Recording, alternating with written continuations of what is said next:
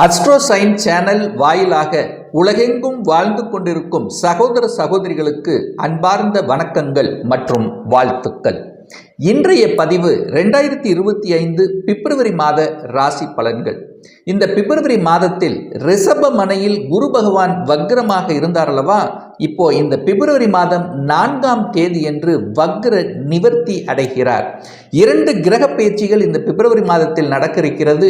அதன்படி பார்க்கும் பொழுது புதன் பகவான் மகர மனையிலிருந்து கும்ப மனைக்கு பெயர்ச்சியாகிறார் வருகின்ற பிப்ரவரி மாதம் 11ஆம் தேதி. அதே போல சூரிய பகவான் பிப்ரவரி மாதம் 12ஆம் தேதி என்று மகர மனையிலிருந்து கும்பமனைக்கு பிரவேசிக்கிறார். செவ்வாய் பகவான் வக்ரமாக மிதுன மனையில் வீட்டிருக்க இந்த ராகு கேதுக்கள், ராகு பகவான் மீன மனையிலும் கேது பகவான் கன்னி மனையில் வீட்டிருக்க, ஆஸ் யூசுவல் சனி பகவான் கும்ப மனையில் ஆட்சி பலம் மூல திரிகோண பலம் பெற்று பலனை கொடுக்க போகிறார். அதே போல சுக்கிர பகவான் இந்த மாதம் பிப்ரவரி மாதம் உச்ச பலத்தோட வலிமையாக மீனமனையில் வீற்றிருக்கிறார்.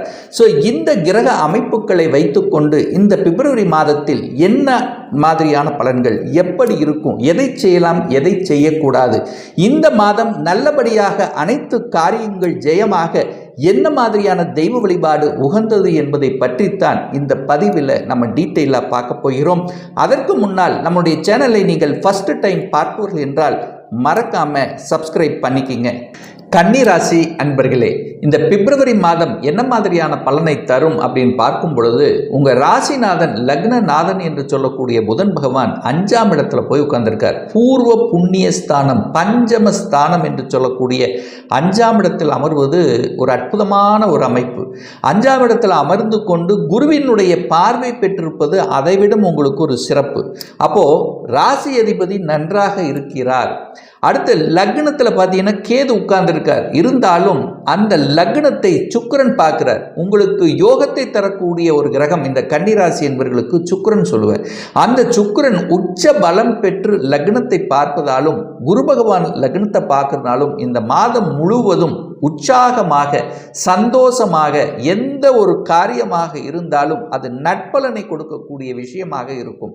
அப்போ மனதுக்கு இனிய, அதாவது உங்களுடைய சுய கௌரவம் நன்றாக இருக்கக்கூடிய அமைப்பை உருவாக்கும்.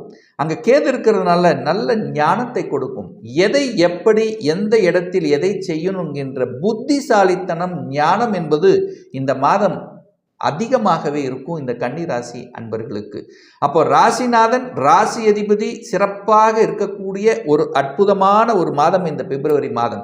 2ஆம் அதிபதி உச்ச பலத்தோடு இருக்கார். தனாதிபதி உச்ச பலம்.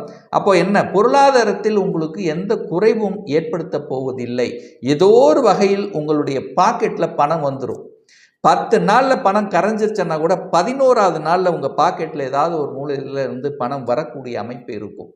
அப்போ பணத்தில் எந்த குறையும் ஏற்படுத்த போவதில்லை. சுக்கிரன் உச்ச பலத்தோடு இருக்கார். குடும்பம் சந்தோஷமாக இருக்கக்கூடிய தன்மை, குடும்பத்தில் சுப காரியங்கள் செய்யக்கூடிய பேச்சுவார்த்தைகள் நடக்கும். அப்போ குடும்பத்தில் நன்றாக இருக்கக்கூடிய குடும்ப உறுப்பினர்கள் ஒன்றிணைக்கக்கூடிய, கணவன் மனைவிக்குள்ள இருந்து வந்த கருத்து வேறுபாடுகள் களையக்கூடிய, உங்களுடைய பேச்சுக்கள் இனிமையாக இருக்கக்கூடிய அத்தனை அம்சங்களும் இந்த காலகட்டம் உங்களுக்கு இருக்கு. அதுவும் கல்வி சார்ந்த விஷயத்தில் நன்றாக இருக்கக்கூடிய அமைப்பு. கல்வியில் பயிலக்கூடிய மாணாக்கர்களுக்கு உற்சாகமான ஒரு மாதம் இந்த பிப்ரவரி மாதம் அப்படின்னு சொல்லுவேன். நல்ல படிப்பு வரும், படிப்பில் ஆர்வம் இருக்கும், படிப்பில் கான்சன்ட்ரேஷன் இருக்கும், படிப்பு சார்ந்த எண்ண ஓட்டங்கள் அதிகமாக இருக்கக்கூடிய ஒரு அற்புதமான ஒரு காலகட்டமாக இருக்கும். 3ஆம் அதிபதியாக இருக்கக்கூடிய செவ்வாய் பகவான் 10ஆம் இடத்தில் அமர்ந்து கொண்டு திக்பலத்தோட வலிமையாக இருக்கார். முயற்சி நல்லா இருக்கும். எதையும் முயன்று பார்க்கலாம். நல்ல முயற்சி. முயற்சிங்கிறது என்ன, தைரிய வீரியத்தை கொடுக்கக்கூடிய அற்புதமான மாதம் இந்த கன்னிராசி என்பவர்களுக்கு சொல்லுவேன். ஏன்னா 3க்குரியவன் அங்கே திக்பலத்துடன் வலிமையாக உட்கார்ந்துருக்கார். அப்போது செவ்வாய்ங்கிறது வீரத்துக்கும் விவேகத்துக்குரிய ஒரு கிரகம் அல்லவா? அது புதனுடைய வீட்டில் இருக்கார். நல்ல புத்திசாலித்தனம். அது விளையாட்டுத்துறையில் இருக்கக்கூடிய கன்னிராசி என்பவர்களுக்கு ஒரு அற்புதமான ஒரு மாதம் அப்படின்னு சொல்லுவேன்.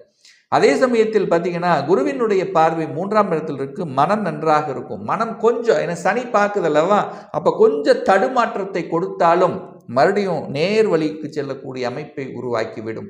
அதே சமயத்தில் பார்த்தீங்கன்னா டிராவல் பண்ணக்கூடிய அமைப்புகளும் இந்த காலகட்டம் உண்டு. ஒரு சிலருக்கு வெளிநாட்டு தொடர்புகளை கொடுக்கக்கூடிய ஒரு காலகட்டமாக அமையும். நல்ல நண்பர்கள் கிடைக்கக்கூடிய ஒரு மாதமாக எடுத்துக்கலாம்.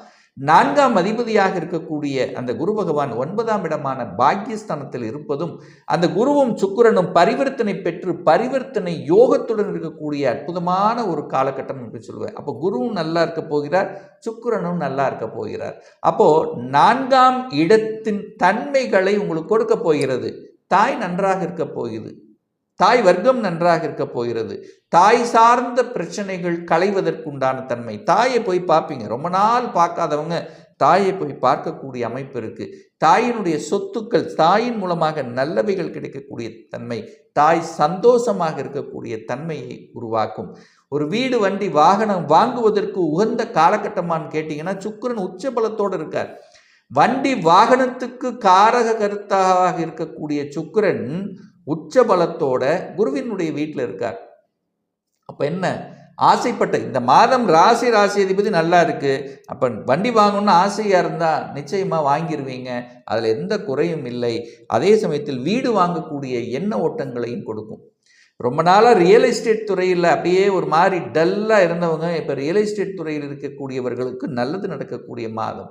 அதே சமயத்தில் ரியல் எஸ்டேட் துறையில் புத்தி அறிவை வச்சு புரோக்கராக, அதாவது தரகு கமிஷன் சம்பந்தப்பட்ட துறையில் இருக்கிறவங்களுக்கும் நல்ல தன்மையை கொடுக்கும். அதாவது வாகனம் சம்பந்தப்பட்ட துறையில் இருக்கக்கூடிய கன்னிராசி என்பவர்களுக்கும் இந்த மாதம் நல்லது நடக்கக்கூடிய மாதம். 5ஆம் இடத்துல புதன் சூப்பராக உட்கார்ந்துருக்கார். 5ஆம் அதிபதி தனக்கு 2ஆம் இடத்துல உட்கார்ந்துருக்கு. அப்போ குழந்தைகள் நன்றாக படிக்கக்கூடிய தன்மை, குழந்தைகளினுடைய ஆசைகள் நிறைவேற்றக்கூடிய தன்மை, குழந்தைகள் ஒரு குறிக்கோளோட படிக்கக்கூடிய தன்மை. நான் இன்ஜினியர் ஆகணும், ஒரு டாக்டர் ஆகணும், ஒரு வக்கீல் ஆகணும், ஒரு சிஏ படிக்கணும். ஸோ இந்த மாதிரி எந்த கனவுகள், எந்த ஒரு குறிக்கோள் உங்களுக்குள்ளே இருக்கோ அந்த குறிக்கோளோடு படிக்கக்கூடிய ஒரு மாதம் தான் இந்த பிப்ரவரி மாதம் அப்படின்னு சொல்லுவேன். அதே சூரியன் 5ஆம் இடத்துல இருக்குது, தன்னம்பிக்கை கிடைக்கும், தைரியம் கிடைக்கும். தன்னம்பிக்கை காரகர்த்தம் அந்த சூரியன் 5ஆம் இடமான குழந்தை ஸ்தானத்தில் இருக்கார். அப்போ தன்னம்பிக்கையோடு படிக்கக்கூடிய ஒரு காலகட்டமாக இருக்கும். 6ஆம் இடத்தில் சனி அமர்ந்திருக்கார். சனி 6ஆம் இடத்தில் அமர்ந்திருக்கொண்டு இந்த மாதம் பார்த்தீங்கன்னா 11ஆம் தேதி புதனும் போய் 6ஆம் இடத்தில் அமர்ந்திருக்க போகிறது. அப்போ புதனும் சனியும் அந்த இடத்துல இணைகிறது. சூரியனும் போய் 12ஆம் அதிபதியும் இங்கே இருக்குது. அப்போ கடன் விஷயத்தில் மட்டும் கவனமாக இருக்கணும். கடன் தன்னுடைய கெப்பாசிட்டிக்கு மேலே போகக்கூடாது. ஏன்னா 6ஆம் அதிபதி 12ஆம் இடத்தை பார்க்குறார். 12ஆம் அதிபதியும் அங்கே அந்த 6ஆம் இடத்துல வரும்போது 6-12 கனெக்ட் ஆகுது. அப்போ கடன் சார்ந்த விஷயங்கள், கடன் அதாவது எதிர்ப்பு கடன் அப்படிங்கிற விஷயங்கள் டைரெக்டாக உங்களுக்கு வரும். ஒரு வேலையில் இருக்கிறவங்க எதிர்ப்பாளர்களை கண்டிப்பாக நீங்களே உருவாக்கிக்குவீங்க. ஏன்னா உங்கள் ராசி அதிபதி 6ல் போய் உட்காந்துருக்காங்க.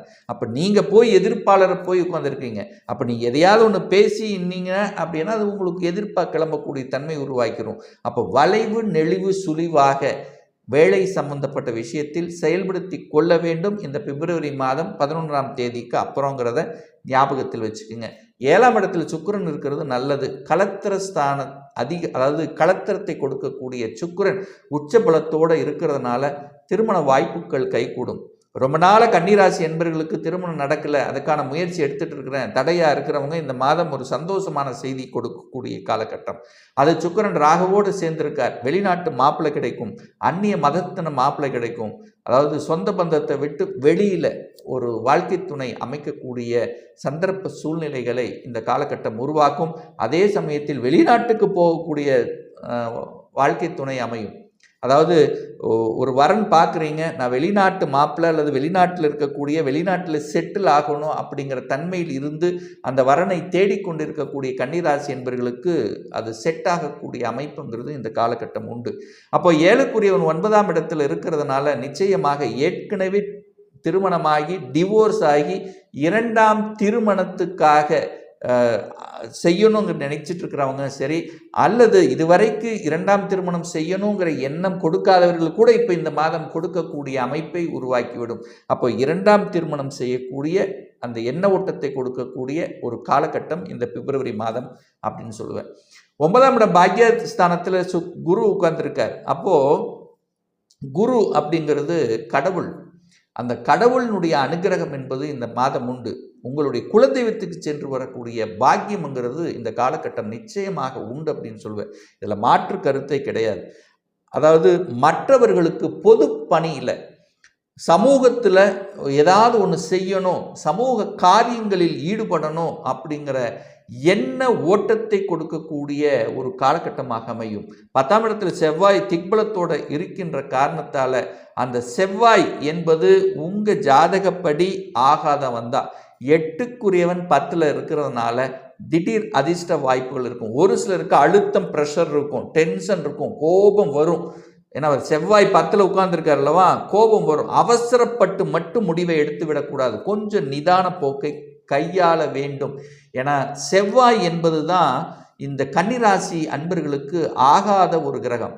அந்த செவ்வாய்ங்கிறது கோபம், ஆக்ரோஷத்தை தூண்டக்கூடிய ஒரு கிரகமாக இருக்கும். அப்போ நீங்கள் ஏதோ ஒரு விதத்தில் அந்த கோபத்துக்கும் ஆக்ரோஷத்துக்கும் தள்ளப்பட்டு விட்டுவீர்கள். ஸோ அந்த விஷயத்தில் கவனமாக இருக்கணும். இந்த பிப்ரவரி மாதம் 12 தேதிக்கு அப்புறம். ஏன் சொல்கிறேன்னா, அந்த ராசிநாதனும் 6ல் போய் உட்கார்ந்துருக்கார். அப்போ நீங்களே ஏதாவது ஒரு பிரச்சனைக்கும் ஒரு எதிர்ப்புக்கும் தேடிக்கொள்ளக்கூடிய சந்தர்ப்பங்களை உருவாக்கிறோம். ஸோ அதில் மட்டும் கவனமாக இருந்து கொள்ளுங்கள். மற்றபடி பார்த்தீங்கன்னா, இந்த கன்னிராசி என்பவர்களுக்கு இந்த மாதம் ஒரு நல்ல மாதமாகவே அமையும். அது ஏன் நல்ல மாதமாக அமையும்? ராசிநாதனை குருவும் பார்க்குறார். அந்த குருங்கிற ஒரு நல்லவர். அது பார்க்கும்போது உங்கள் ராசி ஒரு நல்ல தன்மையை பெறுகிறது. ஒரு கஷ்டமான ஒரு சுச்சுவேஷனத்தில் இருந்திருந்தாலும் அது சரியாகக்கூடிய, எதையும் தாங்கக்கூடிய இதயத்தை கொடுக்கக்கூடிய அமைப்பை உருவாக்கிவிடும். ஸோ எப்படி இருந்தால் கீழ்நிலைக்கு செல்ல முடியாத தன்மை, கீழ்நிலைக்கு போகாத தன்மையை அது உருவாக்கிவிடும். அப்போ மனம், எண்ணம், செயல், சிந்தனைகள் சிறப்பு பெறக்கூடிய ஒரு நல்ல மாதமாக அமையும். ஒரு நல்ல தெய்வ வழிபாடு அப்படின்னு எடுத்துக்கொண்டால் புதன்கிழமை அன்றைக்கு பெருமாளை சென்று வழிபடுவது இந்த கன்னிராசி என்பவர்களுக்கு ஒரு உற்சாகத்தையும் மன நிறைவையும் கொடுக்கக்கூடிய ஒரு காலகட்டமாக அமையும். இதில் எந்த மாற்று கருத்தும் கிடையாது. இப்போ நான் சொன்னது கோச்சார ரீதியான இந்த பிப்ரவரி மாதத்துக்குரிய ஒரு பொதுவான பலன்கள். இந்த ராசி நட்சத்திரத்தில் பார்த்தீங்கன்னா பல கோடிக்கணக்கான பேர் இருப்பீங்க. எல்லாருக்கும் ஒரே பலன் நிச்சயமாக இல்லை. ஏன்னா ஒவ்வொருத்தரும் டிஃப்ரெண்ட், ஒவ்வொருத்தருடைய ஜாதக அமைப்புகளும் வேறுபடும் என்பதையும் ஞாபகத்தில் வைத்துக் கொள்ளுங்கள். இந்த கோச்சார பலன் 20 to 50% பலன் உங்களுக்கு நடக்கும். தசாபுத்தி பலன் 80% நடக்கும். அப்போ இந்த கோச்சார பலனை கண்டினியூஸாக ஒரு 3 மாதத்துக்கு பாருங்க. சரியாக பொருந்தி வரவில்லை என்றால் தசாபுத்தி பார்த்தீங்கன்னா 6, 8, 12ஓட கனெக்டிவிட்டி இருக்கும். அல்லது தசாநாதனோட பாவ கிரகங்கள் என்று சொல்லக்கூடிய சனி, ராகு, செவ்வாய், இந்த ஒட்டுமொத்த கிரகங்களினுடைய தாக்குதல் இருக்குங்கிறதையும் புரிந்து கொள்ள வேண்டும். ஒரு துல்லிய பலன் வேணும் அப்படின்னா உங்கள் ஜாதகத்தில் கிரகங்கள் எப்படி இருக்குது, என்ன ஆதிபத்தியம் பெற்றிருக்கு, எத்தனை டிகிரியில் இருக்கார், இப்போ தசா புத்தி அந்தரம் சூட்சமம் என்ன நடக்கிறது என்பதை பொறுத்து நீங்கள் கேட்கக்கூடிய எந்த கேள்வியாக இருந்தாலும் இந்த 2025 சொந்த தொழில் செய்வதற்கான விதி கொடுப்பினை நம்மளுடைய ஜாதகத்தில் இருக்கா? அப்படி இருக்கக்கூடிய பட்சத்தில் எப்போ நம்ம சொந்த தொழில் செய்யலாம்? திருமணம் நடக்க மாட்டேங்குது, எப்போ தான் நமக்கு திருமணம் நடக்கும்? எப்போ நமக்கு குழந்தை பாக்கியம் கிடைக்கும்? எப்போ எனக்கு இடமாற்றம், ப்ரமோஷன் கிடைக்கும்? இது போன்ற கேள்விகளுக்கு துல்லிய பலனை நம்மால் கூற முடியும். ஒரு பர்சனல் கன்சல்டேஷன் எடுத்துக்கணும், ஒரு சுயஜாதகம் பார்க்கணும் என்று விருப்பமுடைய அன்பர்கள் டிஸ்பிளே தெரியக்கூடிய நம்பருக்கு வாட்ஸ்அப் மூலியமாகவோ ஃபோன் கால் மூலியமாகவோ தொடர்பு கொண்டு அப்பாயின்மெண்ட் பெற்றுக்கொண்டு கன்சல்டேஷன் எடுத்துக்கலாம். நிச்சயமாக இந்த பதிவு ஏதாவது ஒரு ரூபத்தில் உங்களுக்கு யூஸ்ஃபுல்லாக இருக்குங்கிறதுல எந்தவித மாற்று கருத்தும் கிடையாது. நம்ம சேனலை நீங்கள் ஃபர்ஸ்ட் டைம் பார்ப்பவர்கள் என்றால் மறக்காமல் சப்ஸ்கிரைப் பண்ணிக்கிங்க. பக்கத்தில் இருக்கக்கூடிய பெல் பட்டன் மற்றும் ஆல் நோட்டிஃபிகேஷனை கிளிக் பண்ணும்போது நான் போடக்கூடிய அடுத்தடுத்த பதிவுகள் உங்களுடைய நோட்டிஃபிகேஷனில் வந்து சேரும். இந்த ராசி நட்சத்திர நேயர்கள் அனைவரும் வாழ்க வளர்க வளம் பெறுக என்று எனது வாழ்த்தினை தெரிவித்துக் கொண்டு விடைபெறுகிறேன். நன்றி, வணக்கம், வாழ்த்துக்கள்.